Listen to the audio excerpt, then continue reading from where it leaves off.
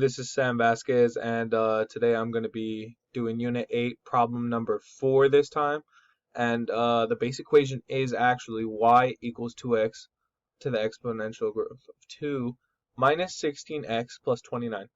So the first thing that we're going to want to do is remember that vertex formula that we always talk about in Unit 8. And the vertex formula is going to be negative b over 2a. And the b in this equation is actually negative 16, and the a in this equation is actually 2. So what you're going to get after doing that is negative times a negative is going to be positive 16 over 4. And that's pretty simple. You could just divide that by 4, and you get 4.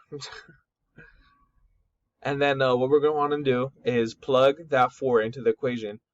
So you get 2 parentheses 4 squared end parentheses minus 16 parentheses 4 end parentheses plus 29.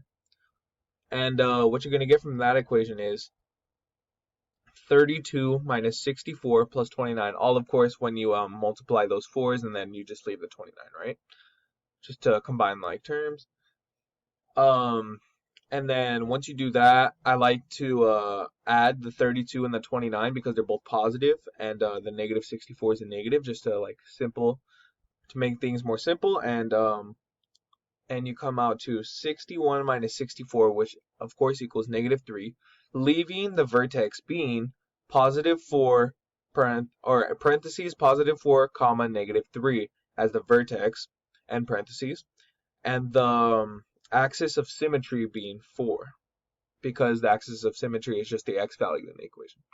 So yeah, thank you.